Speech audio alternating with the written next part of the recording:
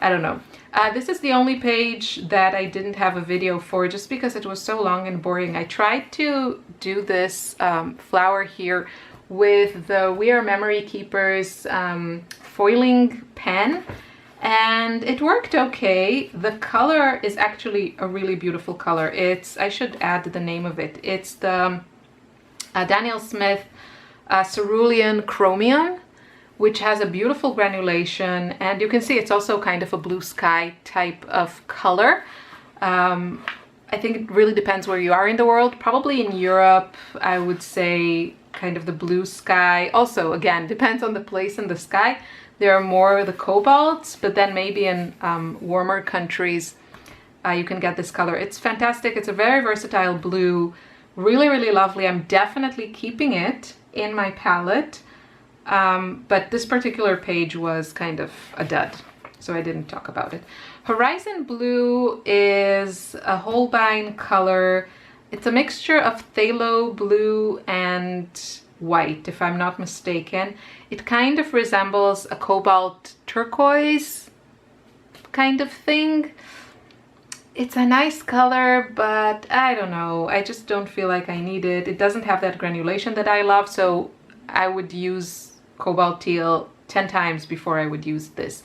Here I paired it with a bright red, and I think that's a fun pair, but yeah, I don't think I'll keep it in my palette. I have a tube of it. Maybe I should just give it away. Helio Turquoise is a color by Schmincke. It's more a bluish turquoise. It's a single pigment, really strong, intense, staining turquoise. Other brands, this is quite a unique color. Other brands will have something like phthalo turquoise, which will usually be a mixture of phthalo blue and phthalo green. And again, it'll be that super intense staining turquoise, but it won't be a single pigment. And usually it's a little bit more green than this one. If you like intense colors that are staining, then you might really, really enjoy it. For me, I think I will just clean this pan out. I used to really, really love it, but now I just use the cobalts more. I like that softness and a bit more natural look, not so staining, more granulating. So I'll probably remove it. This one also has watercolor ground to cover some areas. This is probably one of my favorite pages in this sketchbook. This is Cobalt Turquoise. Currently I have the Sennelier version. It's lovely. It's one of those colors that I have yet to find one that I don't love, and I think almost all of the artist grade serious brands have a version of this. It's beautiful. If you want to compare it with a Cobalt Teal, it's just a little bit more muted. And yeah, I think it's lovely, and I do enjoy having this one and Cobalt Teal, both of them in my palette. I love the combination of it with these pinks and that pop of yellow. I really, really like the color story here. So Cobalt Turquoise. Oh, the one I have in my palette is called Sennelier Cobalt Green, actually, but usually the cobalt greens, the colors that I named cobalt green, are green. They're not turquoise. So the names can be confusing. I think I'll keep it in my palette. I think I will. Cobalt Teal, no doubt about it. The current version that I have is actually called Cobalt Turquoise. I know it's quite confusing with the names. This is the Lucas version, and it's beautiful. Every brand makes a version of it. Usually the pigment is PG50. Check for online swatches, and it's a beautiful, vibrant, usually semi-opaque or opaque granulating color.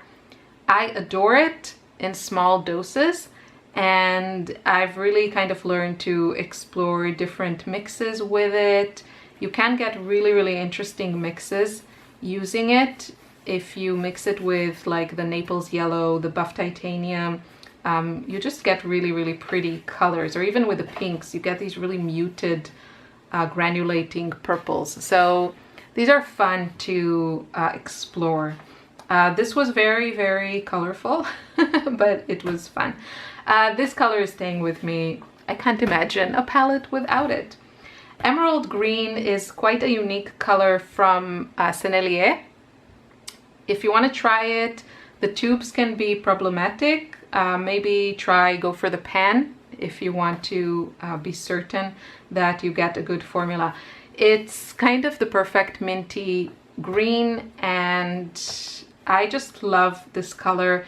When I run out of it, I don't know what I'll do because Sennelier has honey in it. It's not vegan. I don't know. I bought the Daniel Smith Fuchsite or Fuchsite, and it has a beautiful tone to it. It's not as green. It's just slightly more bluish than this one. And it also has a bit of shimmer to it. So I do prefer this. I also love, love, love the color story here. This is also one of my favorite pages. And it also has touches of rose gold. Really, really lovely. So I really like this color combo. And emerald green, I don't know if I'm gonna keep it for autumn. I didn't use it a ton. But it's one of those like really special colors that, you know, the brand just got it right with the formulation of it. So I don't know, we'll see. Cascade green, definitely staying with me. I love this color. I have a small tube. At some point I'll buy the larger tube. It's just beautiful. I mean, look at that. Just look at the granulation. It separates and then it has this turquoise, you know, tint to it. So pretty. There you can see the granulation and then the turquoise. I adore this color and also this color story, and I'm definitely keeping it in my palette. Another love, kind of new love, that I really fell in love with them after including them in my palette here in my summer palette. This is Undersea Green. Another Daniel Smith green. Again, you can see this is a lot more earthy and doesn't have that turquoise to it. So they're really different, and it's such an interesting color. Earthy, granulating, deep, and beautiful. Again, I really love here. I added Cobalt Violet, and I think this is Lunar Earth, and then some Rose Gold, which is just, how pretty is that? This rose gold, I mentioned it again, and I'm gonna mention it in my month's favorites, and I have to mention it again. This is, it's just, I've tried a lot of metallics, and you can find a lot of really, really beautiful metallic colors, but this one is just like liquid metal. The formulation is fantastic. Zandra here on YouTube sells it in her shop. Hopefully she still has it in stock. If you love rose gold, go get it. You won't be sorry. And you can see it's just so pretty, so reflective. You don't need to work hard at activating it at all. It's perfection, really. And I'm not saying that lightly. It's not an affiliate link. I'm not getting anything out of it. I just really want to, you know, give credit where credit is due. Next is Serpentine Genuine. This is another Daniel Smith color.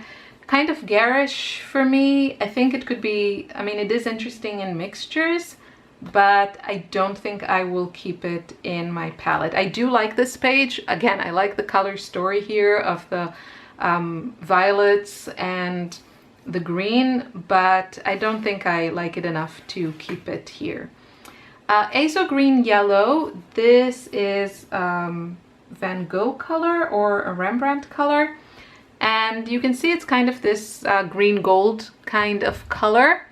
I don't think I will keep it because I got the Daniel Smith Olive Green, and I think that one is just a little bit nicer, so I'll probably switch those around. But yeah, I'm not like in love with it. I think there are better greens that are just a little bit more interesting. Buff Titanium, definitely staying with me. It's another color that I really fell in love with. So versatile, fantastic in mixtures. If you want those more muddy but beautiful colors, I love it. And here I used the watercolor that's here, but also the watercolor ground. And the watercolor ground, I wish it was a little bit lighter. Maybe I need to mix it with a little bit of the white ground to get a nicer tone. I think it's just a bit darker for my personal taste, but it does, if you're interested in that more kind of vintage aged look, then it works well. Yeah, so buff titanium. Oh, definitely keeping it in my palette, no doubt about it. Sennelier gray is similar to buff titanium, and you can see it looks a little bit different in the pan. This is buff titanium and this is the Sennelier gray, or is it warm gray? I'm not sure, but yeah, I like them both. I don't have a strong preference, so I don't know which one I'll keep, but one of them, I don't need both. They're too similar. I really like the pops of this kind of fluorescent pink and coral and red next to that gray and black. Yellow ochre, I have the Van Gogh version, which I actually really like compared to other yellow ochres that I've tried. I don't know, I might keep it for Italy. I don't know, I never really fell in love with it. I think it's nice. You know how it is when you feel about something that it's nice? You don't get those special warm cuddly butterflies. Lunar Earth, love this color. The more I use it, the more I love it. I think here you can see it kind of pure. It's this beautiful orangey, like almost like rust color that has incredible granulation and it's just beautiful in mixes. Oh, I don't have my journal with all the mixes handy, but I do have a video dedicated to this color, so you can go and look at all the mixes there. Just to give you a bit of an idea, like this is what it does. Love it, keeping it, such a beautiful color. Burnt yellow ochre is this color here. It's a newer to me color from Daniel Smith. I might include it as like an earth tone in an autumn palette or in my Italy palette, or in both, I don't know. It's kind of new to me. It's not love at first sight. This is how it looks with white, which I actually really like.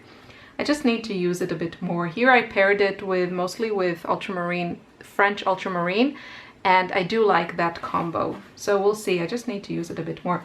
Hematite Burnt Scarlet Genuine is, it's like what I want neutral and earth colors to be. So this is a Daniel Smith color, and you can see that it has kind of this brownish base color to it with kind of gray granulation.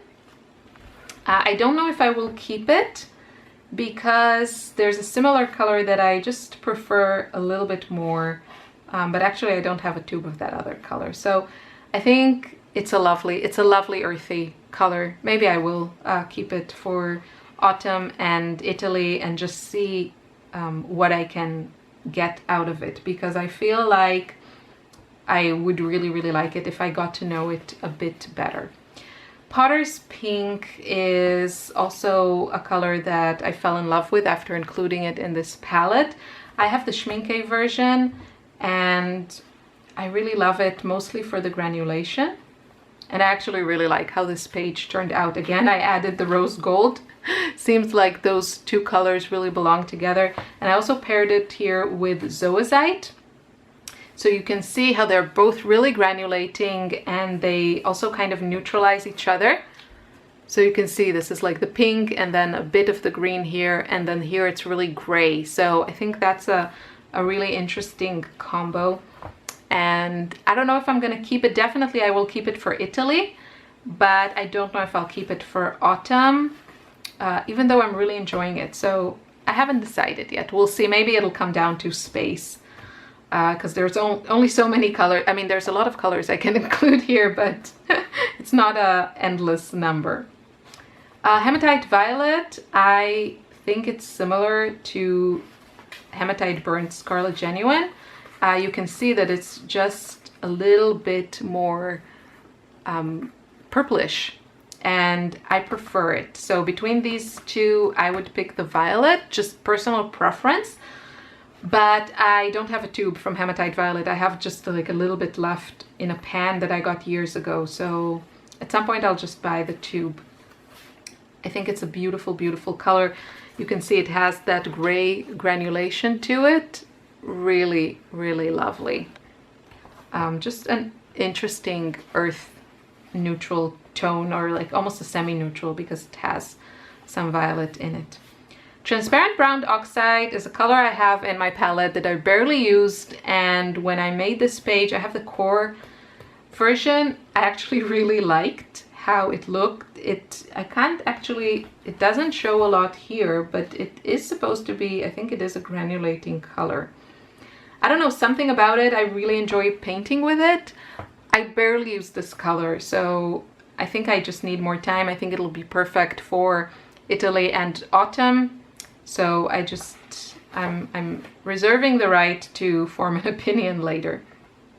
Dusk Pink is a color by Van Gogh, and Rembrandt also have a version of it. It's basically a pink mixed with a granulating black. So if you have something like Quin Rose and Oxide Black or granulating black, you can make your own version. I love this. I think that Royal Talents, the company that makes Van Gogh and Rembrandt, they just got it perfect. And there are small differences between the Van Gogh and the Rembrandt versions. I like them both. And I think I will keep this color, even though I feel like I've used it so much, maybe it's time to try other things. On the other hand, I love it so much, and I think I will just keep it because I enjoy it. So, you know, I want to use it. Simple as that. Dusk Purple is another color of this little series. They have also, actually I bought them to try, Dusk Green and Dusk Yellow, and both of these are just mixtures of black pigment, and you know, the Dusk Green is a mixture with green, and then the yellow is a mixture with yellow, so you could mix these yourself. Yeah, the Dusk Purple, I think I prefer something like Moonglow that is just a little bit more interesting with the blue granulation and not the black granulation. So it's a nice color, but I'm not like as excited about it as I am with the Dusk Pink. Alvaro's Caliente Gray is just a pan that I had that I decided to include in this palette. There are other dark colors that I enjoy more, so I won't be keeping it in my palette. It's a nice gray. I prefer other dark colors. Indigo and Indanthrone Blue, these are colors that, you know, they're classics. I've had them both for years and years and years. I talk more about the just the qualities of these in the dedicated video to this page. I probably won't keep Indanthrone Blue just because I use mostly ultramarine, French ultramarine or indigo, and I'm not sure about the indigo. I haven't decided yet. Zoisite Genuine is a new love. I actually don't have the tube. I have a full pan that I got from a friend who bought the tube and gave me a full pan very generously. Thank you, Eva. It's a gorgeous, gorgeous color. I think for florals, it's such a perfect dark color for foliage. And you can see it has a very dull green tone to it, strongly granulating, and actually it originates from a mineral or a stone or whatever that is found in Austria. So I think it's only fitting that I should paint with a local paint, even if I bought it from Daniel Smith, who's not Austrian. Lunar Black is another kind of new love. This is a Daniel Smith color. I'm soon running out of the little tube that I have.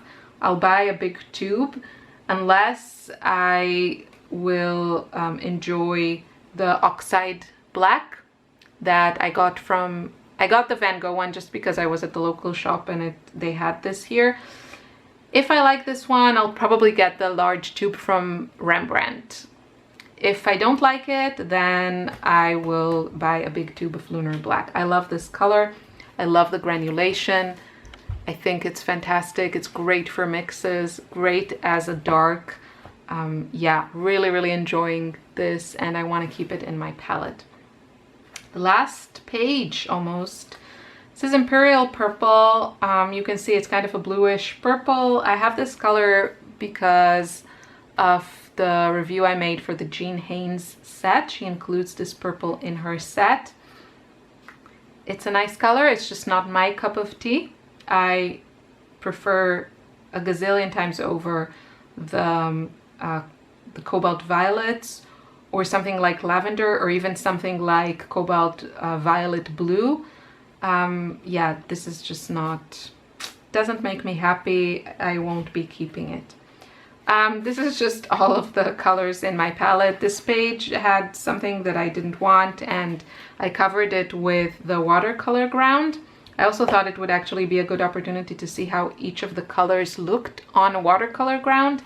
And you can see that it's not that, it just, the granulation, like the granulating colors, I don't think they look as granulating as they do. So this is, for example, Dusk Pink.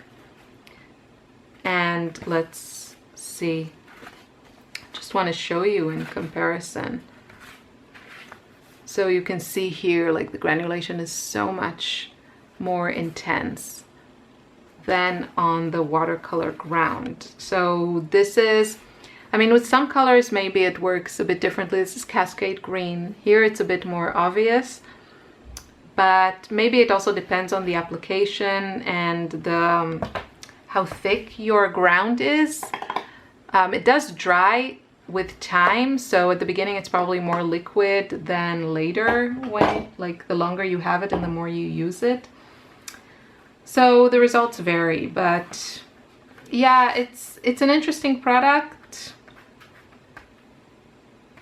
It's not perfect. You don't get that paper-like feel to it. And yeah, and this is the last page, and my throat has had enough of all this talking. So I hope you enjoyed this whole series. Leave me a comment below. What would you like to see next? How can we top this? I don't know how we can top this series. So yeah, at some point I'll be setting up the new palettes. I'll share that with you, of course. But for me, the Summer Hazy Daisy Summer Days palette was a huge success, and I'm looking forward to changing it up with some new earthy and fall colors. So thank you so much for watching this never-ending video. I'll see you soon. Bye.